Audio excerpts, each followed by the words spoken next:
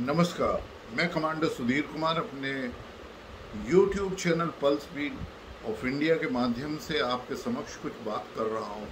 आज मैं भारतवर्ष के कॉमन मैन आम आदमी को बताने जा रहा हूं कि अभी जो रिजर्व बैंक ऑफ इंडिया ने एक नोटिफिकेशन लाया है 19 मई 2023 को, उस नोटिफिकेशन में कहा है कि जिसके पास भी ₹2000 के नोट हैं वो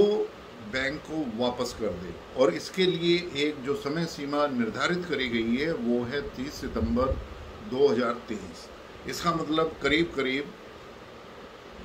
7-8 दिन ज़्यादा, 4 महीने से ज़्यादा हैं, तो आप उसमें अपने डिपॉजिट कर सकते हैं। भाइयों, यदि आप देखोगे कि एक गरीब आदमी के पास में, एक मिडिल इनकम ग्रुप के पास में, या जो सारे लोग जो ईमानदार हैं उनके पास में ज़्यादातर 2000 के नोट नहीं हैं। वो 2000 के नोट क्यों नहीं हैं?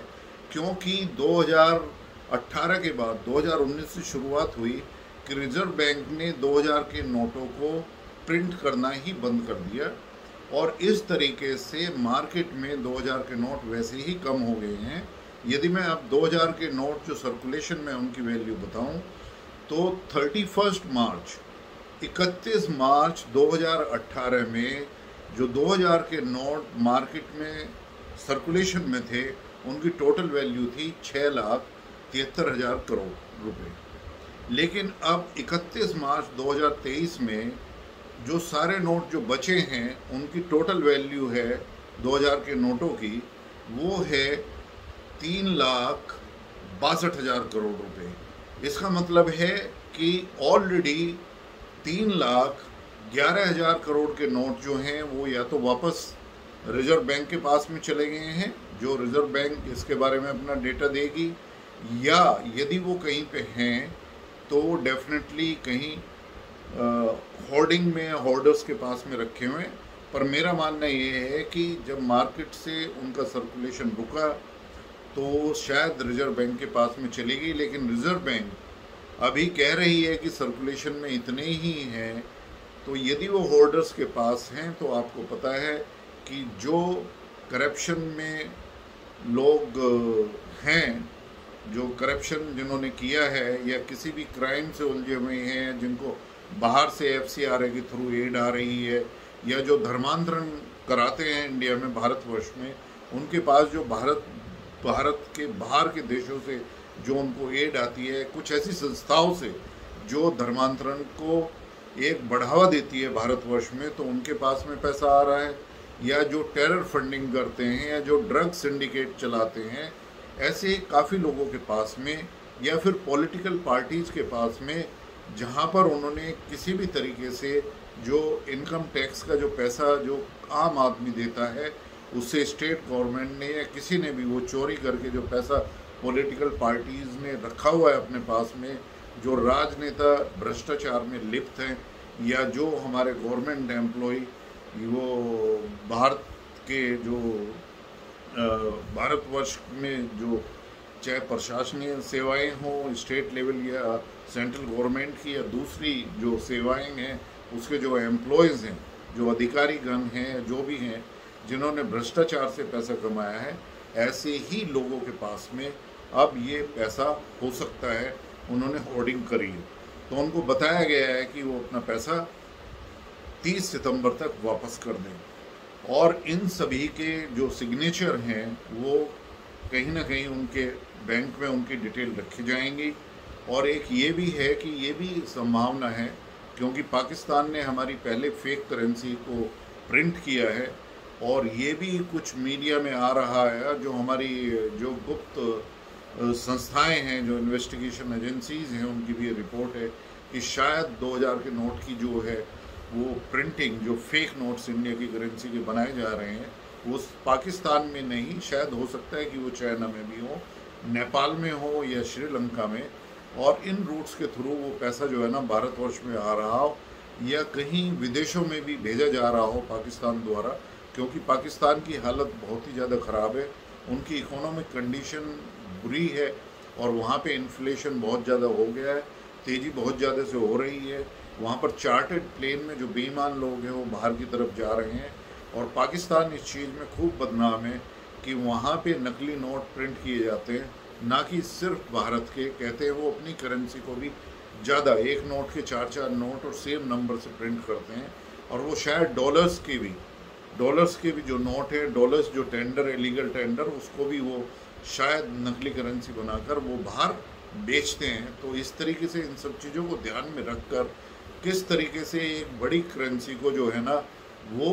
ख़त्म किया जाए भारतवर्ष की अर्थव्यवस्था में। क्योंकि हमारा जो डिजिटल पेमेंट सिस्टम है वो सिर्फ भारतवर्ष में नहीं, वर्ल्ड में नंबर 1 है। यूपीआई की सभी सराहना कर रहे हैं। और जो हमारे पेमेंट सिस्टम है, चाहे वो पेटीएम है, यूपीआई पेमेंट है, रूपी पे है, या और कितने ही सारे प्लेटफॉर्म हैं जिनसे हम पे कर सकते हैं, वो इतने प्रचलित हो गए हैं कि चाहे वो हमारा होकर वाला हो, सब्जी बेचने वाला हो, ठेली वाला हो, पानी पूरी बेचने वाला, या किसी भी तरह का छोटा छोटा जो बिजनेस कर रहे हैं, वो सभी जगह डिजिटल पेमेंट जो है ना वो हमारे यहाँ हो रहा है। तो करप्शन को रोकने के लिए, ब्लैक मनी पे एक तरीके से गतिरोध लगाने के लिए ये बहुत ज़रूरी था कि बड़ी करेंसी नहीं रहनी चाहिए। तो मैं गवर्नमेंट का स्वागत करता हूँ। मैं आदरणीय प्रधानमंत्री जी का और हमारी जो निर्मला सीतारमण जी हैं जो फाइनेंस मिनिस्टर हैं उनका, और हमारे रिजर्व बैंक ऑफ इंडिया के जो गवर्नर हैं शक्तिकांत दास, इन सभी की सराहना करता हूँ कि ये स्टेप उन्होंने उठाया। और मैं governor reserve bank of India से यही अनुरोध करूँगा कि जो भी नोट बैंक में वापस लिए जाएँ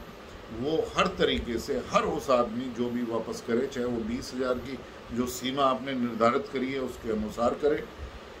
या अपने अकाउंट में करे, उन सभी के डिजिटल सिग्नेचर बिल्कुल अरेस्ट होने चाहिए, जिससे ये पता चल सके कि ये पैसा कहाँ से आ रहा है। और जो हमारी एक तरीके से जो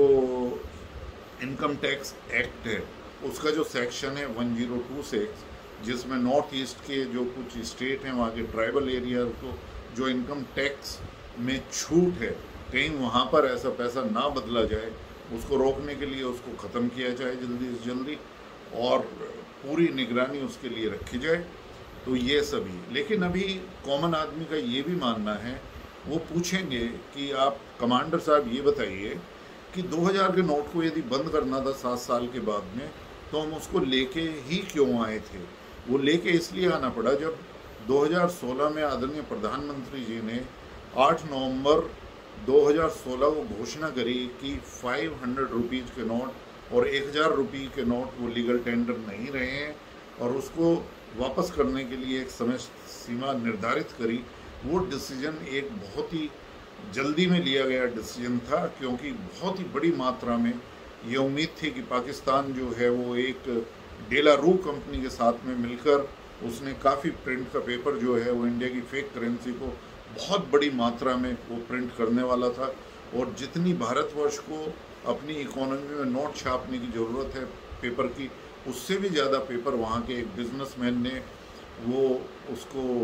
मांगा हुआ था, और वो वहाँ पर फेक करेंसी प्रिंट हो रही थी। तो उसका सर्कुलेशन इंडिया में ना हो जाए, उस वजह से वो डीमोनेटाइजेशन उस टाइम पे किया जा सका, और उसका इफ़ेक्ट कॉमन मैन आज दे सकता है कि पाकिस्तान की अर्थव्यवस्था किस तरीके से धीरे धीरे डीमोनेटाइजेशन के बाद में ध्वस्त हो गई है, और भारतवर्ष किस तरीके से ऊपर उठकर और एक विश्व की the fastest growing economy, emerging economy जो है ना वो बन गया है, एक ब्राइट स्पॉट बन गया है फ्रजाइल 5 से निकलकर। तो ये सभी एक डीमोनेटाइजेशन का उसमें बहुत बड़ा योगदान है। और आगे मैं यही एक रिक्वेस्ट अनुरोध करना चाहूँगा governor reserve bank of India से, आदरणीय हमारे जो निर्मला सीतारमण जी हैं और आदरणीय प्रधानमंत्री जी से, कि अब करप्शन और ब्लैक मनी पर नकेल लगाने के लिए ये भी ज़रूरी हो गया है कि थोड़े से दिन के बाद में 500 रुपये का नोट भी वापस लिया जाए, क्योंकि हमें सिर्फ 100 और 200 के नोट के जो करेंसी नोट है वो काफ़ी होंगे। इसका एक उदाहरण ये भी है कि यूएस में सबसे बड़ा नोट जो है वो लीगल टेंडर सिर्फ ₹100 का, $100 का प्रिंट होता है, और इसी तरीके से सिंगापुर में लीगल टेंडर नोट जो है वो सिर्फ 50 सिंगापुरियन डॉलर का है। जिससे हम वो कैश ट्रांजैक्शन कर सकते हैं। तो इसी तरीके से भारतवर्ष में यदि सिर्फ 100 रुपये का 200 रुपये का नोट है वो काफ़ी होगा, क्योंकि अब हमारे जो लोग गांव में भी हैं और जो छोटा छोटा बिजनेस भी कर रहे हैं वो सभी डिजिटल पेमेंट के उन्होंने अडॉप्ट कर लिया है। सबसे ज़्यादा हमारे यहाँ पर स्मार्टफोन है, इंटरनेट का पेनिट्रेशन गांव-गांव तक हो गया है, तो इसलिए डिजिटल पेमेंट जो है वो काफ़ी सक्षम है। इसी के साथ मैं एक तरीके से सभी का स्वागत करता हूँ, इस स्कीम का स्वागत करता हूँ और आम आदमी को और भारत के कॉमन मैन को ये अपना संदेश देता हूँ। धन्यवाद।